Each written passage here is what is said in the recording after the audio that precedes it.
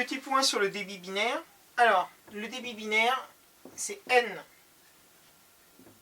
multiplié par k sur delta t, où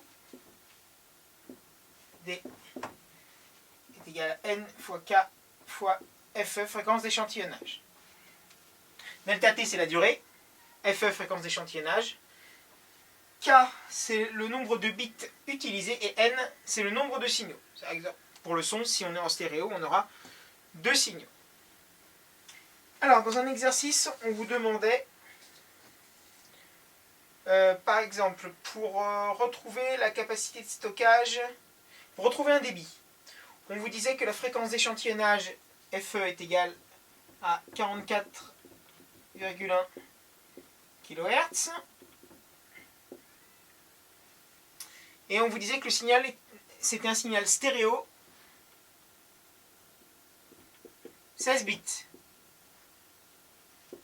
Donc, c'est plutôt simple. On va commencer à calculer le nombre, la quantité totale, pour avoir ici la quantité totale de données. Donc, on a une fréquence. On sait qu'on a 44,1 kHz. Donc, c'est 44 100 données par seconde.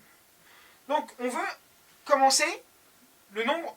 Je veux un nombre d'échantillons total pendant une certaine durée delta t. Donc, on sait qu'on a 44 100 échantillons par seconde. Là. Mais si je veux un nombre d'échantillons total pendant une durée delta t, je vais l'appeler NE, nombre d'échantillons.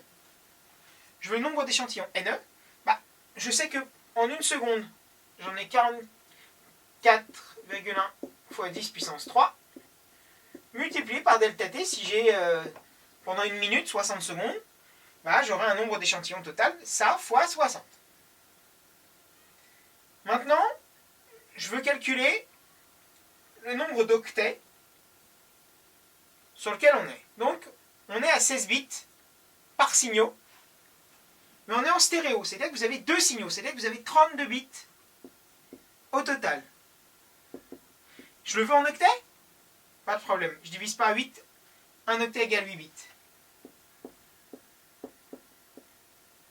4 octets. Voilà. Donc, j'ai N, E, qui est en fait ici K. N, j'ai le nombre de signaux. Bon, voilà. On va essayer de retrouver le débit. Donc, le débit, c'est donc une quantité totale de données. Donc, on a un nombre d'échantillons, ça. Mais chaque échantillon, on cherche en haut, si vous voulez, la quantité totale de matière. Donc, la quantité totale de données.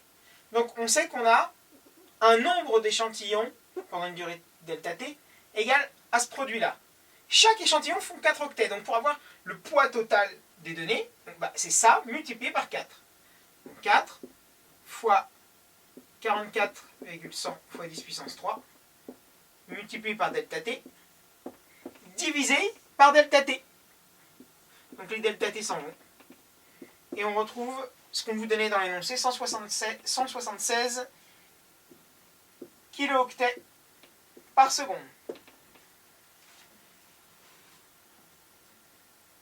Voilà.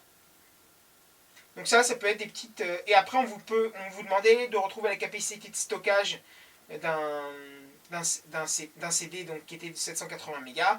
Donc cette fois-ci, c'est simple, on vous demande de retrouver ce qui est au numérateur. Donc C est égal à D fois delta T, et on vous dit qu'un CD peut contenir 74 minutes. Donc delta T, ce sera 74 fois 60 pour l'avoir en seconde, multiplié par un débit qu'on a en seconde, 176, et on retrouvera bien 780 mégas.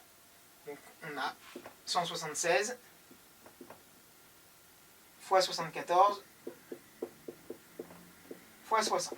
On retrouve trouve bien 780 mégas. Voilà. Donc je ne peux pas refaire tous les exercices. Chaque question des exercices était importante. Revoyez-les correctement. N'hésitez pas à me poser des questions.